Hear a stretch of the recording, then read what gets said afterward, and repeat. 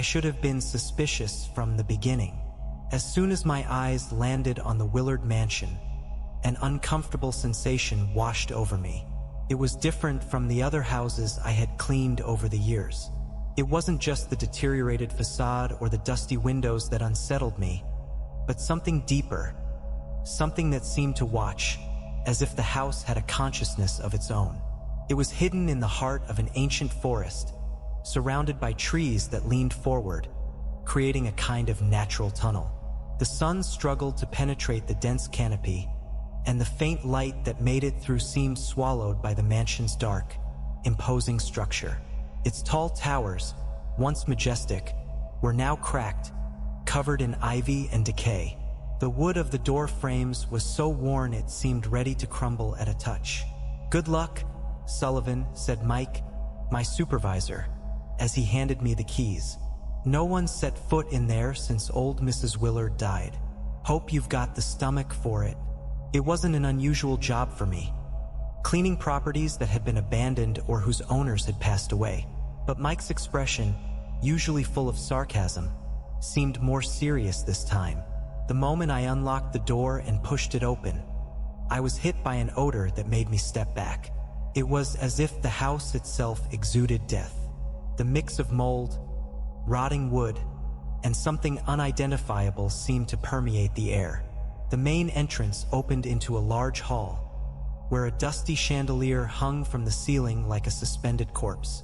The floor was covered with a red carpet faded to a rusty hue, and the walls displayed torn wallpaper and damp stains forming disturbing patterns.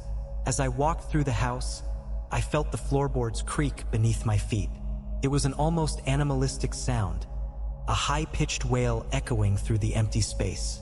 With each step, I glanced over my shoulder, feeling as if I were being watched.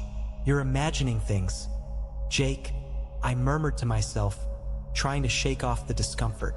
But the truth was that the feeling stayed with me the entire time I explored the rooms, and that was just the beginning. On the second day of cleaning, I found the diary. The room I was working in was upstairs, at the end of a narrow hallway, with walls that seemed to close in on me. The space was crammed with old furniture and boxes covered in sheets. Dust formed such a thick layer that every movement I made sent up a suffocating cloud. While pushing a dresser away from the wall, I heard a faint crack. One of the floorboards was loose. I knelt to investigate, my fingers finding the rough edge of the wood. Pulling up the plank, I discovered something hidden underneath. A small leather book. It looked like it had been forgotten for decades. The cover was cracked and dried, hinting at the object's age. I carefully wiped off the dust and sat on the floor to open it. The first page bore an old, shaky handwriting. The ink had faded but was still legible. June 3rd, 1910. In nomine Patris et Filii et Spiritus Sancti. I write this to record the horrors that have befallen the village of Black Hollow. I read the words aloud, and a chill ran down my spine. It felt as though, by speaking them, I had awakened something in the room around me. The diary belonged to a man named Reverend Matthew Cole, and his words carried the weight of a desperate confession. He described how strange things began happening in Black Hollow. Children whispering in unknown tongues, laughter echoing at night without explanation, and a shadow that, he claimed, moved across the walls of houses. "I tried to fight it," he wrote, "but with each passing day, I feel I am losing the battle. Not against men, but against something much older, something we do not understand." I closed the diary and looked around. The air felt heavier, as if the room itself were pressing down on me. Suddenly, the house's sounds, the creaks, the wind whispering through the windows, seemed louder, almost deliberate. I put the diary in my backpack. I should have left it right there, but something stopped me. Something in that small book whispered to me, a veiled promise of answers, or perhaps more questions. I had no idea that this would be the first step into a nightmare. Matthew Cole's words were like hooks, pulling me deeper into that dark world. His writing, filled with despair, made my heart race.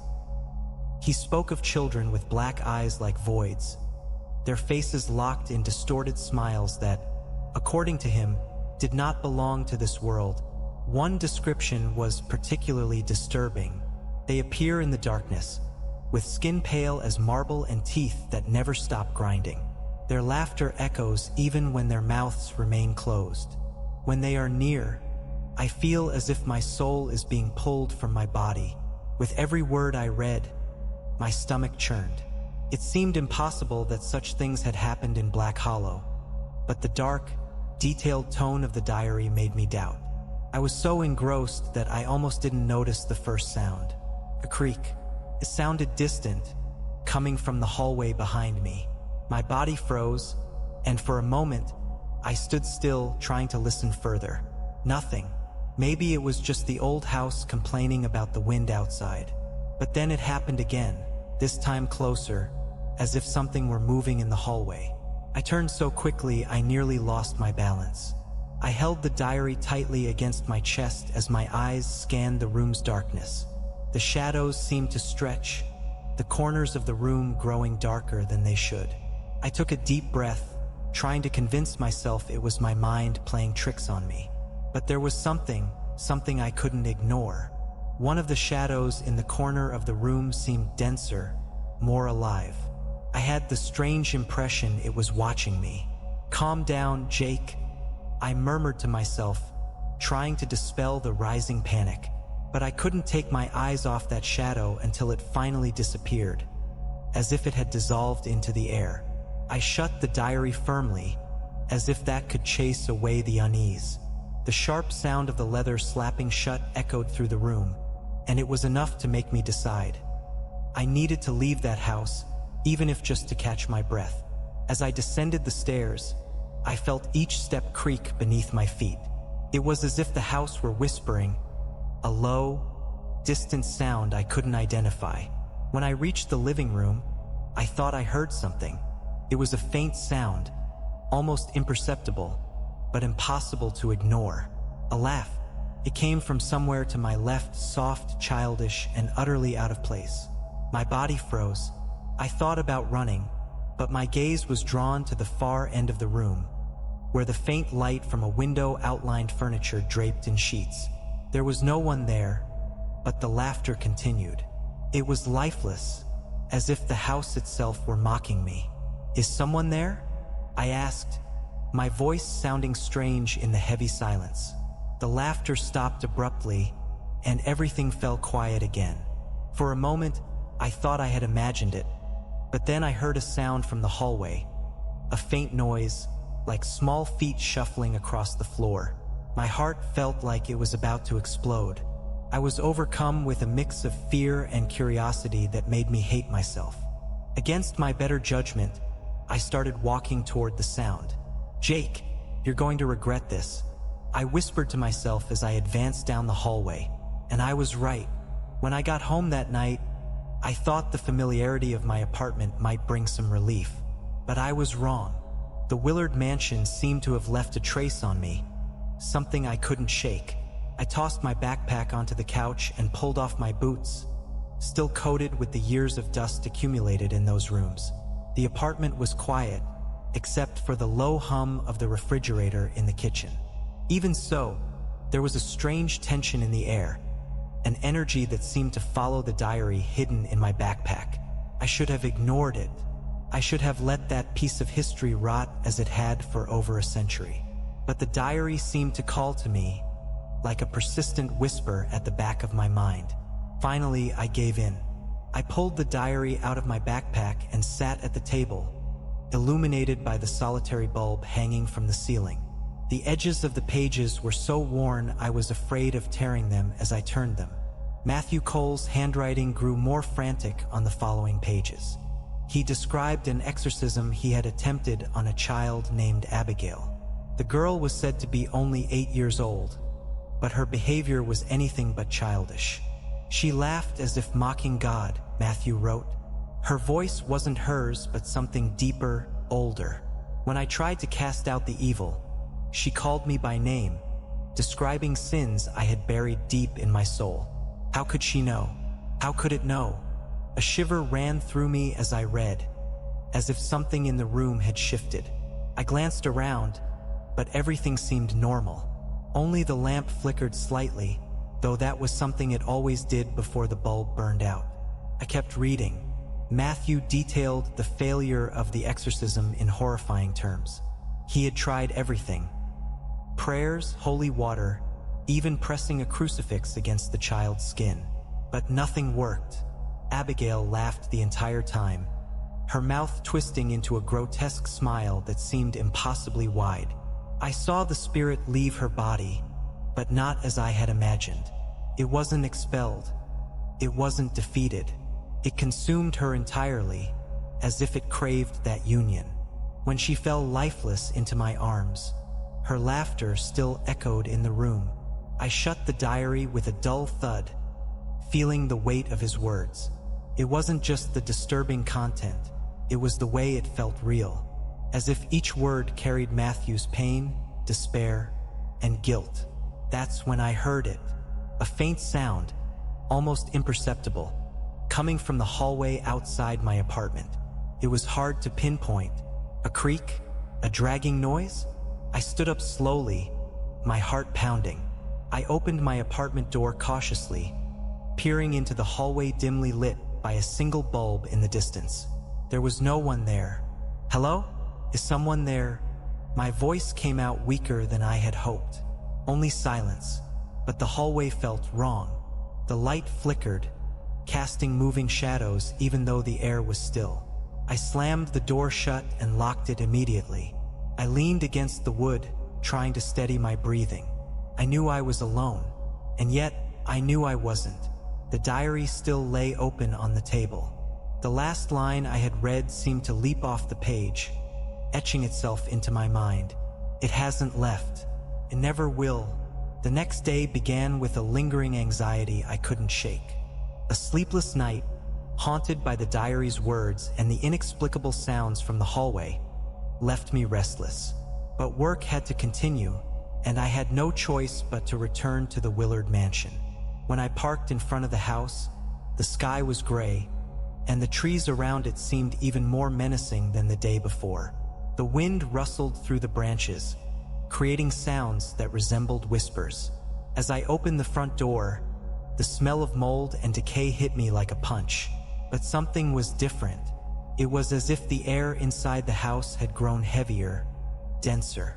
Every step I took echoed louder than before, as if the house wanted me to know it was there. I went straight to the upstairs room where I had found the diary. The idea of being back there unsettled me, but I needed to finish the job. The room seemed even darker than before, as if the shadows had grown, swallowing the light filtering through the dirty window. As I cleaned the dust-covered furniture, the feeling returned. I was being watched. I looked over my shoulder, trying to ignore the cold creeping up my spine. The hallway was empty, but the sensation lingered, like a weight on my shoulders. I took a deep breath and forced myself to continue. That's when I felt it. Something moved in my peripheral vision, a quick motion in the darkest corner of the room. I turned sharply, my eyes fixed on the spot. At first, I saw nothing but shadows. But then, as my eyes adjusted, I saw something. A figure, tall, pale, almost translucent. It stood motionless, its outline indistinct, as if the shadows around it were swallowing its form. I blinked, and it was gone. I froze, my heart pounding so hard I could hear it in my ears. I tried to convince myself it was just my tired, overworked mind playing tricks on me. But deep down, I knew better. Matthew's words echoed in my mind, a persistent whisper. I saw the face of evil. It wears the skin of the innocent to hide its true form. I swallowed hard and returned to my work, trying to push the fear aside. But with every passing minute, the presence in the room felt more tangible. The sound of the wind outside was muffled by an oppressive silence, as if the house itself were watching me. When I finished cleaning and started packing up, I heard it, a faint whisper. It was so soft I almost thought I imagined it, but the words were unmistakable. Jake, my name. I stumbled out of the room, the diary still in my backpack. As I descended the stairs, I felt as though something was behind me, but I didn't dare look. When I reached the front door, something made me pause. I turned my head slightly, and out of the corner of my eye, I saw it again. The figure. This time it was closer, standing in the middle of the living room. There were no eyes on its face, just a dark void where they should have been. I didn't wait to see more. I threw the door open and ran to my car without looking back. As I drove home, the echoes of Matthew's words continued hammering in my mind, growing more threatening with each repetition. It hasn't left. It never will. I should have stopped. After what happened at the Willard mansion, anyone in their right mind would have discarded that diary or, at the very least, locked it away to rot in some forgotten drawer. But I couldn't. It was as if something inside me, or inside the diary, kept pulling me back to those yellowed pages filled with a horror I was only beginning to comprehend. That night, my apartment felt colder than usual. The wind rattled the windows, and the sound of trees swaying outside created an unsettling soundtrack. I sat on the couch, the diary in my lap, the dim light of a lamp casting long shadows on the walls. When I opened the diary again, Reverend Matthew Cole's words seemed heavier, as if they carried a life of their own. His handwriting, increasingly chaotic, revealed a man teetering on the edge of sanity. He wrote about a voice, something that called to him, whispering his name in the darkness. At first, I thought it was my mind, tired and corroded by the horrors I'd witnessed. But the voice persisted, always at night, always from the empty room at the end of the hallway. It whispered my name like a macabre prayer, mocking my faith, challenging my courage. I read the words, a chill running down my spine. Matthew described how the voice grew more frequent, closer. He tried to pray, but his prayers were always interrupted by that low, raspy sound, as if something stood beside him, laughing in his ear. And then I heard it. First, I thought it was my imagination. A faint noise, almost imperceptible, coming from the other side of the apartment. A voice. Jake. My breath caught. I looked around, searching for the source of the sound, but the apartment was empty. The walls, usually comforting and familiar, now seemed to close in around me. Jake. This time it was clearer, closer. The voice was low and raspy, but there was something about it that felt ancient. It wasn't just a sound. It was a presence, something that had existed long before me and would continue long after. I turned toward the bedroom, where the shadows were deepest. The hallway looked like a tunnel leading somewhere I didn't want to go. Is someone there? My voice trembled, echoing back at me. No response. I looked down at the diary in my lap, and Matthew's words seemed different. For a moment, I could have sworn they glowed faintly in the dim light, as if the ink had just been written. I tried to ignore it, but the voice followed me. It knew things about me, things no one else could know. Secrets I had hidden even from God. I slammed the diary shut, trying to suppress the growing fear. But the sound of my heavy breathing was interrupted by something even more chilling. The voice spoke again, this time from behind me. Jake. I spun around so quickly that I nearly knocked over the lamp. But there was no one there, only darkness, thick and oppressive. The silence that followed was worse. It was deep, absolute, as if the world had paused for a moment. I closed the diary and stood, trying to ignore the overwhelming feeling of being watched. Before heading to my bedroom, I shoved the diary into the coffee table drawer and slammed it shut. I didn't look back as I turned off the lights, but I was certain the weight of the darkness behind me wasn't just my imagination. That night, even with the doors locked and the diary hidden, I couldn't sleep, because in the back of my mind, Matthew's words kept echoing. The voice never stops. It is patient. It waits.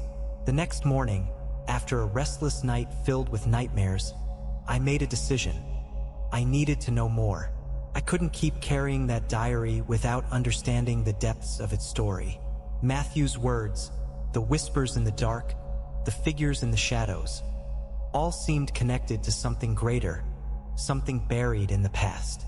The name Black Hollow didn't ring a bell, but it sounded like a forgotten village, one of those small places erased by time. So I started digging.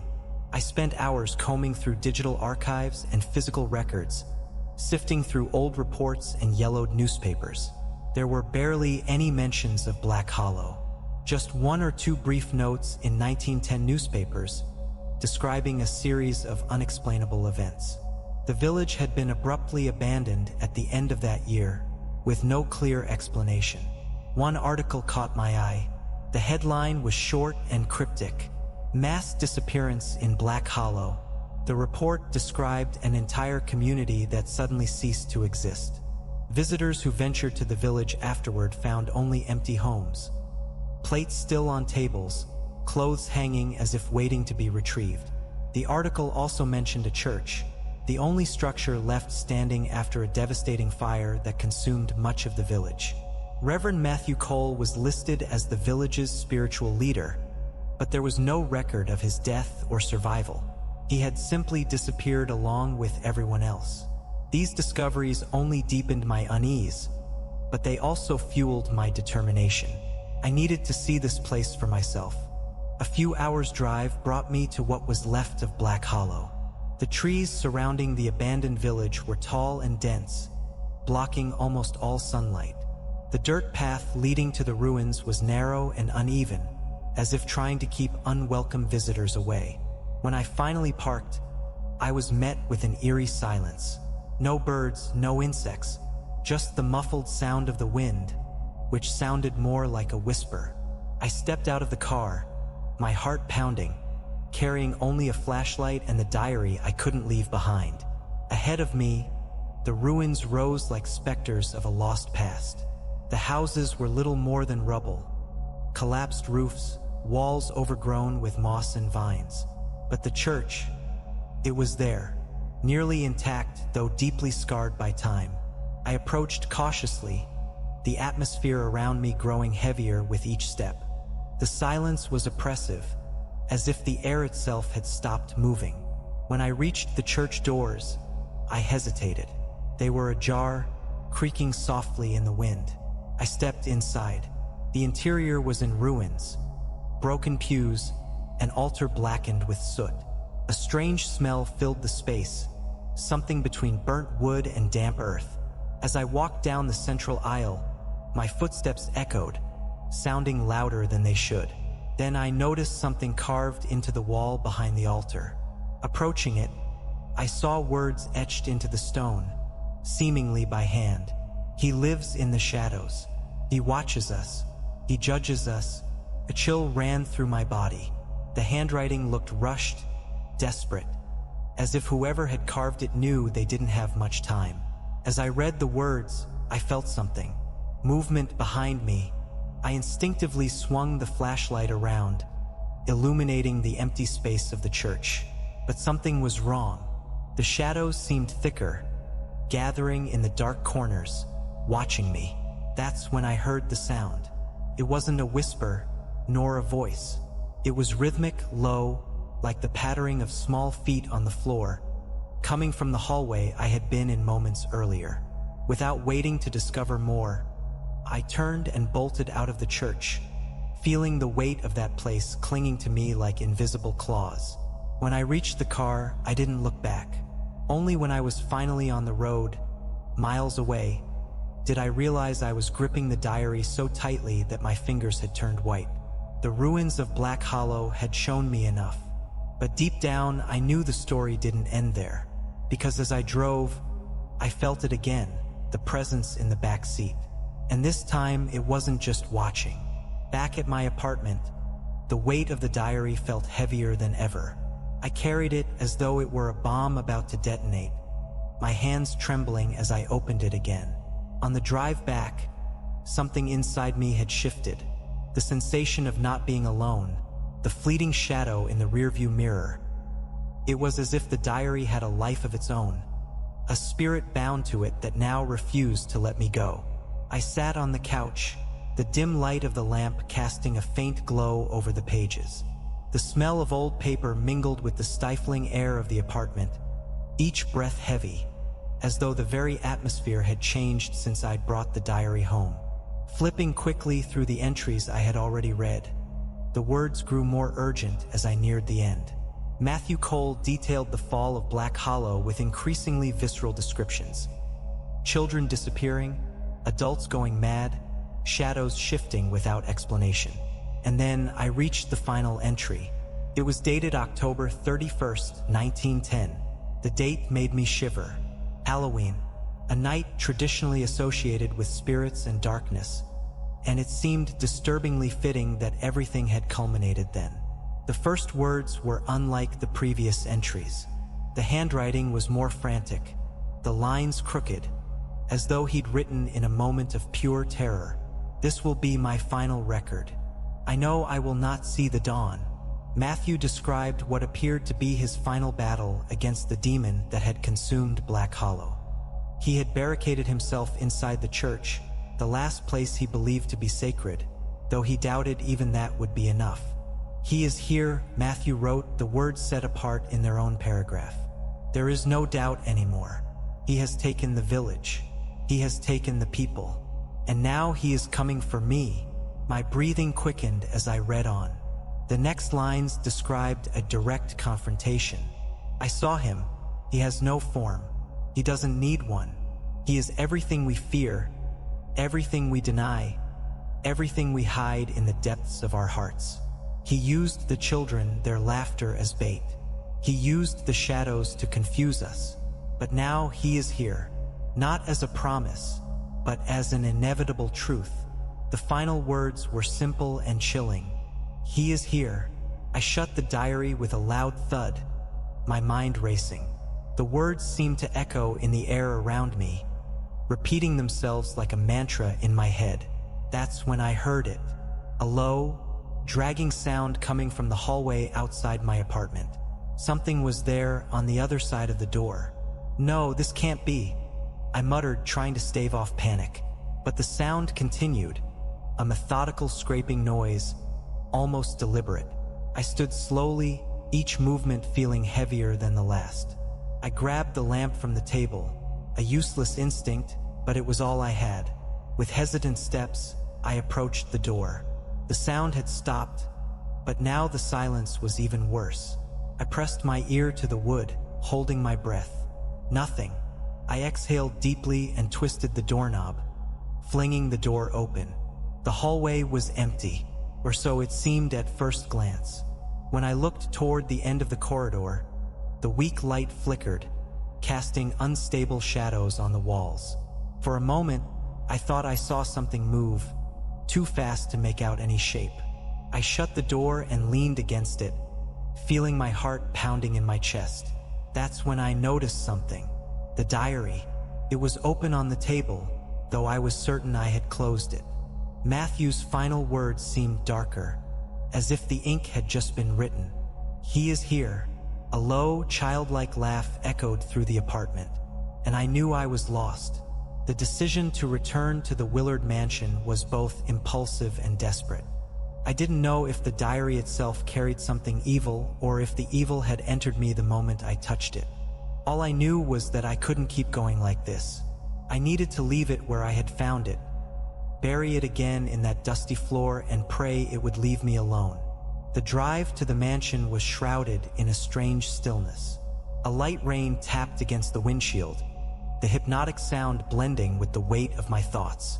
The forest around the house felt even denser, as if the trees were leaning inward, trying to block my path. When I reached the mansion, something about it felt different. The porch steps, once fragile and covered in moss, now looked almost intact, as though time had reversed. The front door, which used to creak like a human scream, opened silently, without a sound. As I stepped inside, I was greeted by an even more oppressive silence than before. The smell of mold and decay remained, but now there was something else. A metallic odor, like dried blood, seemed to seep from the walls. As I climbed the stairs toward the room where I had found the diary, I felt a growing pressure in my chest. The air was heavier, as though the house itself was trying to crush me. Every step I took made the floor creak uncomfortably, but this time, the sound was different. It didn't just echo through the empty house. It responded, as if something was walking behind me. I stopped in the hallway, my body frozen with fear. The sound continued for a few more seconds before abruptly stopping. I took a deep breath, forcing myself to look over my shoulder. Nothing, but the feeling of being watched was undeniable. When I reached the room, it seemed untouched. Dust still blanketed the furniture, and the corner where the diary had been hidden looked undisturbed. Everything appeared normal until I heard footsteps again. They were closer now, and this time they came from inside the room. I turned quickly, my heart racing, and saw the figure again. It was there, standing in the darkest corner of the room, its tall, pale form stark against the shadows. Its eyes were bottomless black voids, and its smile, that smile was crooked and impossibly wide, as though its face had been stretched to accommodate it. My body locked up. I wanted to run, to scream, to do anything, but I was rooted to the spot as though something invisible held my feet. Then the figure took a step forward. My heart seemed to stop with each movement it made. When it was close enough for me to see the details of its skin, thin, almost translucent, it stopped again, and it smiled. It wasn't a human smile, but one filled with malice, as if it delighted in my fear. When I finally managed to move, I stumbled backward and fell to the dusty floor. At that moment, the figure vanished, dissolving like smoke. But the air around me remained cold, and the diary in my hands seemed to pulse, as if it had a life of its own. I didn't waste any time. I ran to the hole in the floor where I had found it and put it back. My hands trembled as I replaced the floorboard, trying to seal it as quickly as possible, as though that could keep it contained. As I stood up, I felt something behind me. I didn't dare look. I ran out of the mansion, the sound of my footsteps accompanied by something else. Something that echoed, that followed me, but never fully revealed itself. When I reached my car and slammed the door shut, I looked at the mansion one last time. The windows seemed darker, like eyes watching me as I drove away. But deep down, I knew, leaving the diary there wouldn't be enough. He is here. Matthew Cole's words echoed in my mind, followed by something new. A low, familiar laugh coming from the darkness of the back seat. That night, sleep came in fragments, as if my mind knew it shouldn't rest. I was exhausted, the weight of what I had experienced over the past days pressing down on my body and soul. I closed my eyes, and within minutes, I was pulled into a dream that wasn't just a dream. It was an invitation to the abyss. I was back in the Willard mansion, but this time it wasn't the same. The walls seemed to pulse, covered in something alive and viscous, oozing slowly to the floor. The air was heavy, nearly unbreathable, and the shadows in the corners of the room shifted unnervingly. I knew I was dreaming, but the awareness brought no comfort. If anything, it made everything feel even more real. Suddenly, I heard footsteps. I turned slowly, as if my body already knew what I would find. There it was, the shadowy figure standing in the middle of the hallway. But now, unlike before, its form was fully revealed. Its pale skin had the texture of charred flesh, cracked in places, with a damp sheen that reflected the dim light of the room. Its eyes, two black voids, seemed to consume everything around them, and the grotesque smile stretched even wider, as though its face might split apart. It began walking toward me, its bare feet dragging across the floor with a sound that echoed inside my mind. "You shouldn't have opened the diary," it said. Its voice didn't come from its mouth, but from everywhere at once. The ceiling, the walls, the floor. It was deep, reverberating, blending with my own thoughts as though it were inside me. I didn't mean to. I stammered, but my voice sounded small, insignificant against its presence. It laughed, a guttural sound that seemed to vibrate through my bones. "They all say that," But now it's too late. Its eyes locked onto mine, and I felt as if the ground beneath me was crumbling. You will be consumed like all the others. Your memories, your soul. Everything belongs to me now. I tried to move, to run, but my body was paralyzed. The shadows around me began to close in, advancing like living tendrils. It leaned closer, so near I could smell the putrid stench emanating from it. And then I woke up. The scream caught in my throat echoed into the silence of my room. I was drenched in sweat, my heart pounding so hard I could barely breathe. It took me several seconds to remember I was home, far from the Willard mansion, or so I thought. I turned my head, and my blood ran cold. The diary was there next to my bed. I knew I had left it at the Willard mansion. I was certain I had buried it under that loose floorboard, but there it was, intact, as though it had never left my apartment. I stood up, my body still trembling, and picked it up with hesitant hands. I opened it to find the last entry, but this time, there was something new. A sentence written in fresh ink, in handwriting that wasn't Matthew Cole's. "You cannot escape." My apartment suddenly grew colder, and in the heavy silence, I heard it again. That low, childlike laugh, disturbing and familiar, coming from the hallway. And this time I wasn't alone. I knew that when I opened the door I would finally see it, and it would be the last thing I ever saw. After the night the diary appeared beside my bed, it became clear that this was no mere artifact. It was a gateway, a link between this world and something darker. Something Matthew Cole had faced more than a century ago and that had now chosen me as its next target. I knew I couldn't keep living like this. With each passing day, the presence around me grew stronger. I felt unseen eyes watching me in the apartment, heard whispers that came from nowhere. The diary had to be destroyed. The first attempt was simple. I held a lighter under one of the pages, but the flame had no effect. The page remained untouched, as if it were made of something other than paper. I threw it in the sink and tried burning it with alcohol. The flames roared violently, but when they died out, the diary was exactly as before, without a single scratch or burn mark. Desperate, I grabbed a hammer and struck the diary with all my strength. The impact echoed through the apartment, but the leather didn't budge. It was like striking stone. The diary was invulnerable. Each failed attempt deepened my frustration and fear. It was as though the object were mocking me, laughing at my futile attempts to rid myself of it. That's when I began to understand. The diary wasn't just a physical object. It was protected by something beyond human comprehension, a force that fed on fear, despair, and death. If I couldn't destroy it, there was only one option left: to face it. That night, I grabbed the diary, looked at it one last time, and decided that everything would end at the Willard mansion. That was where it had all begun, and I knew it was where it had to finish. The road to the mansion felt longer this time. The forest surrounding it seemed denser, more alive, as though it were reacting to my presence. When I parked, the mansion appeared different.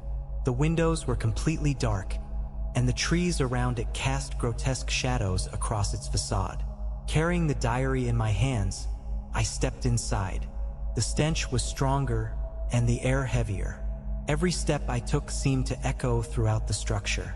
I went straight to the room where I had found the diary, but this time the house seemed to be reacting to my resolve.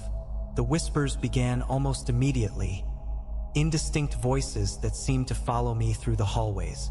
When I reached the room, I placed the diary on the floor and prepared myself for what needed to be done. This time, I had brought something more potent: a container full of kerosene, matches, and an unshakable determination to end it, no matter the cost. As I poured the flammable liquid over the diary, the shadows around me began to shift. They moved as if they were alive, writhing across the walls, floor, and ceiling.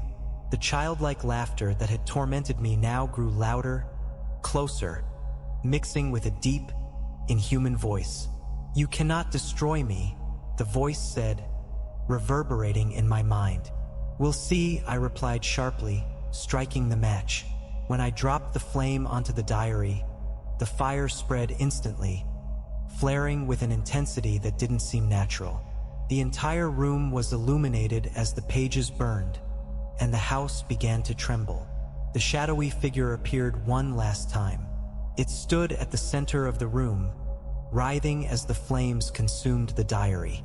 Its smile was gone, replaced by something that almost resembled fear. And then it vanished, but the price was high. As the last pages turned to ash, something shifted. The trembling stopped, and the house fell into complete silence. A heavy, absolute silence. It was only when I tried to leave that I realized what had happened. I opened the front door, but instead of the forest and my car, I saw the upstairs hallway. I tried again, opening a window, jumping out, but every time I found myself back inside the house, as if it were pulling me deeper into itself. Now I'm trapped here. Days have passed, maybe weeks. I don't feel hunger or fatigue. There are no more whispers or laughter, only silence. A silence that I know isn't empty, because deep down, I can feel that she's still here with me. Not like before, but waiting for the next fool who dares to open the doors of the Willard mansion.